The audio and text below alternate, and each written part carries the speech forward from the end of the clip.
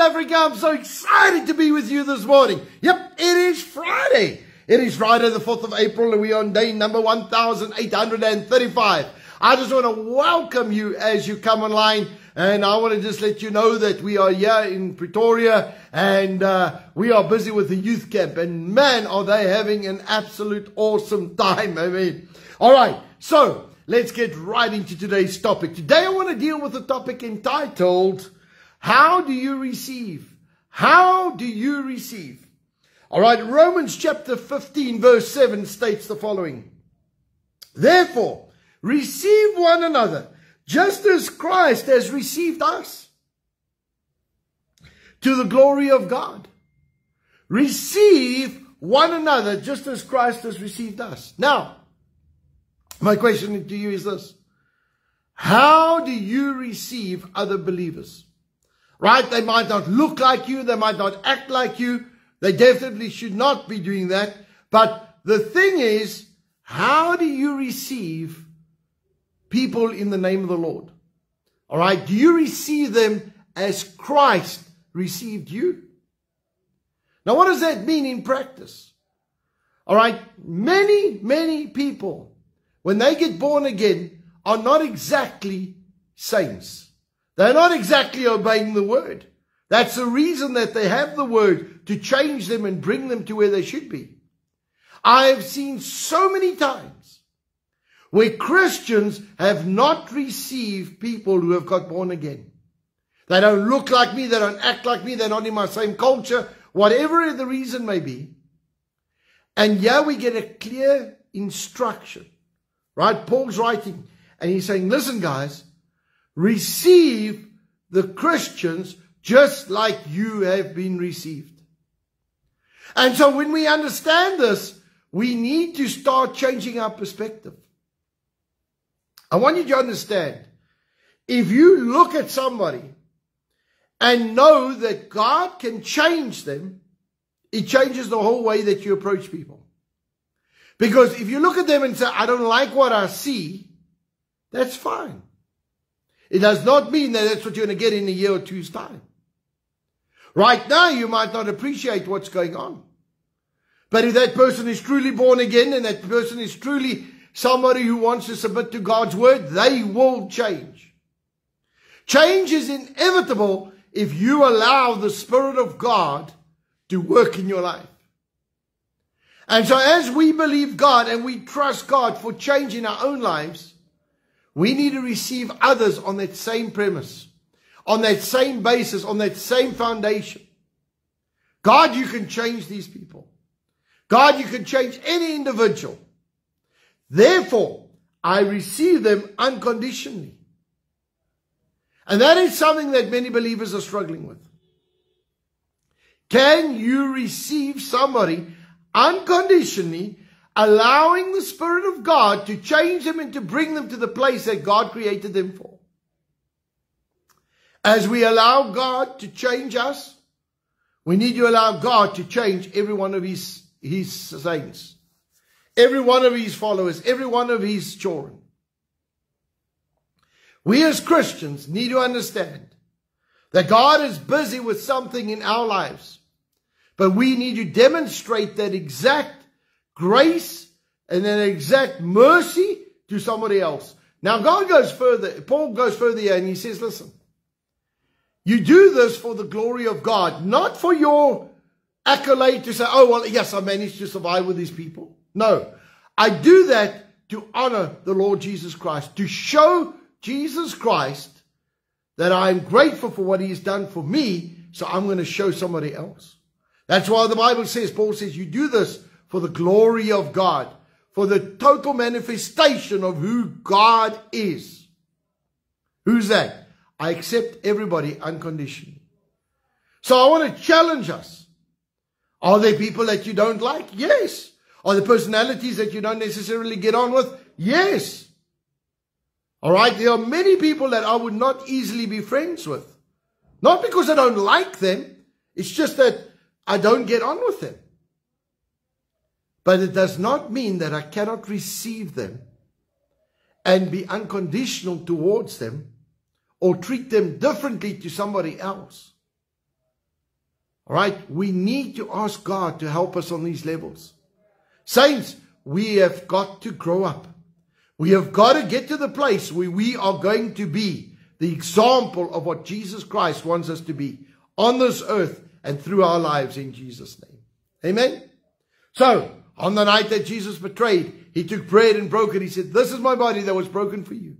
Take in remembrance of me. He took the cup. He said, this is my blood that was shed for you. Take in remembrance of me. The body of Christ was broken for our physical and emotional healing. The blood of Christ was shed for our salvation, protection, and provision. So this morning as we come around the table, let us thank God for receiving us. But let us ask God to help us receive others in Jesus' name. Father, right now I ask you please to forgive us of any wrongdoing in Jesus' name. Lord, I pray your blessing and anointing upon our lives. And Lord, I pray that we will not be the same again in Jesus' name. And Lord, I pray that as we come before you this morning, Lord, that you will help us receive your body, your children, in Jesus' name. Lord, that we will be unconditional in our approach to people in the name of Jesus Christ. Father, I thank you for your blessing. I thank you for the anointing of God that flows. And Lord, as we take of the elements right now, that the power of God saturate our physical bodies in Jesus' name. And everybody said, amen and amen. Let's partake together.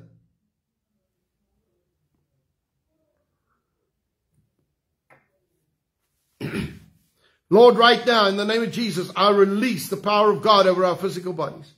I thank you, Lord, that from the top of our heads to the bottom of our feet, we are healed. I command every single symptom of sickness to go in Jesus' name. Thank you, Lord, that I walk in divine health and divine healing is mine. In the name of Jesus Christ. And everybody said, amen and amen. Well, saints, I want to welcome you on this wonderful Friday. All right, we are here in Pretoria. It's a wet Pretoria. And but that stops nobody. All right. The youth's attitude is just put a costume on and we go run in the rain anyway. All right. So they are having an absolute ball and they are having an awesome time. And I want to just say thank you to everybody who has helped and assisted to make this possible. And I just want to bless you. Thank you so much. And I'm trusting God for a total radical change in these people's lives. And I tell you what, I listened to some of the ministry last night. And I'll tell you, these guys are getting some good stuff, okay? And I just want to just say that these young people, they've got this thing waxed. Okay, so now I want to just say that tonight is Friday. And so we are busy doing a rerun on the book of Revelation, particularly what's going on in the season that we are in.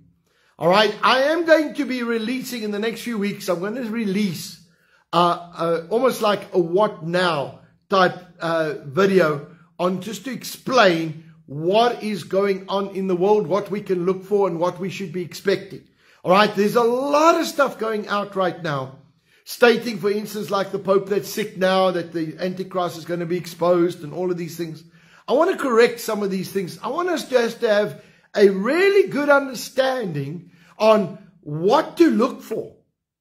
All right, what are we looking at now and what can we expect? What are we going to look for? Because it's so important that we understand the season that we're in. Okay, and there's a lot of unscriptural teaching that's going out right now. And people are running off with a hype and all sorts of things. So I want to just bring this into perspective around the end times. And I'm going to release a video within the next few weeks. All right, I just wanted to get past all of these major events that we're going through. You know, the Israel trip and the youth camps and all of this. I just wanted to get that off the table. And then I'm going to do a proper video on how to assess the times that we are in. All right. And God is going to help us absolutely be prepared for the season that we are in. Because I believe that there is a revival coming to South Africa. I'm telling you now, there is going to be a major move of God in our nation. So please do not be fearful. You see, there's a lot of uncertainty. There's a lot of chaos. Remember this, we're praying. Now when God answers, then we all get shocked and go, oh no, now we're going to fear. You've been asking God to intervene in our nation. But you know what happens? Sometimes there is confusion in the enemy's camp that needs to come in. When the enemy's agenda is at play, there needs to be confusion and disarray. And so there's an agenda right now that has been at play in our nation, for our nation. Then God is going to cause absolute havoc because the saints are praying. So don't be worried about what you see and what you hear on the press right now. Pray. This is the time for the saints to stand up. We need to stay solid. And we need to sit down and say, God, help us be the pillar that you've called us to be in this nation. All right? And see the power of God move in this nation. And that is what we are after. That is where we are going. All right? And so I'm not fazed by any of the stuff that's going on right now. I actually think a lot of it is God. All right? I don't think it's the devil coming in here and causing havoc. I think it's God coming to correct some stuff. And so, excuse me, just stand with us and let's pray this thing through. We are going to see the power of God move in this nation. Amen. So let's get to praying. Father, right now, in the name of Jesus, I pray for South Africa. Lord, I thank you that you are in the midst of all this chaos, all this turmoil, all this uncertainty. Lord, I thank you that you are going to take each and every believer and pull us through this time and season. Lord, that we will not succumb to anything that has been propagated and pushed against us. But Lord, that we will truly flow under the anointing and the power of the Holy Spirit in Jesus' name. Lord, I pray for our nation. I thank you, Lord, for revival over South Africa. Thank you, Lord, that our leaders will make the right decisions. And God, if they don't listen, I thank you that you said that you have placed them and you can remove them. God, I pray that if you know whether they will listen or not. And Lord, I ask you to remove those that should not be there in Jesus' name. And Father, I thank you that you are in control of this nation. Lord, we release the power, we release the anointing, and we release the absolute peace of God over our nation. Father, I pray right now for our businesses, supernatural deals, divine connections, supernatural contracts to flow. Father, I thank you that our nation is flowing under the blessing and the power of God in Jesus' name. Lord, I call forth the fruitful demonstration of South Africa in its full glory in Jesus' name. Every prophetic word, every promise that has been given this nation, I call it forth in the name of Jesus Christ. Thank you, Lord, that our nation is blessed and prosperous. And Lord, that the power of God is going to be seen over this nation like we've never seen before in the name of Jesus Christ. Father, I thank you for your blessing and anointing to flow. Lord, I thank you that our businesses are blessed supernaturally. Lord, that we are not looking to the economy. We are not looking at the natural. But God, we are looking to you. And Father, I thank you for supernatural deals, divine connection, supernatural contracts. Lord, that our businesses are prosperous because we are praying and building those altars. Thank you for your blessing and anointing that flows in Jesus' name. Lord, I pray right now that you are going to use each and every one of us. And Lord, I pray for the peace of Jerusalem and the blessing of Israel. I thank you, Lord, that this war will come to an end quickly in Jesus' name. And Lord, I thank you for your blessing over Israel. Father, right now, I pray for the youth. And Lord, this youth camp, I thank you, Lord, for keeping everybody safe on the roads, that everybody got here safely without any incident. But God, I pray that you will minister to each and every one of these young people. Lord, that their lives will be radically changed. They will be on fire for you, and they will never be the same again in Jesus' mighty name. Father, I release the power and the glory over each and every young person in Jesus' mighty name. And everybody said, amen and amen. All right, guys. Let us get to our declaration this morning. In Jesus' name, I declare by faith that I walk in divine favor. I have preferential treatment, supernatural increase, restoration, increased assets, great victories, recognition, prominence, petitions granted, policies and rules changed, battles won that I did not have to fight, all because of the blessing and the favor of God in my life. So saints, go out with might, go out with valor, and be a blessing wherever you go. Remember this, do not speak negative over this nation. Speak life, speak blessing, and declare God's word in Jesus' name. So from my side, God bless you. Have a wonderful weekend. I know I am, and I know that God is going to change lives. See you soon. Love you lots. Bye-bye.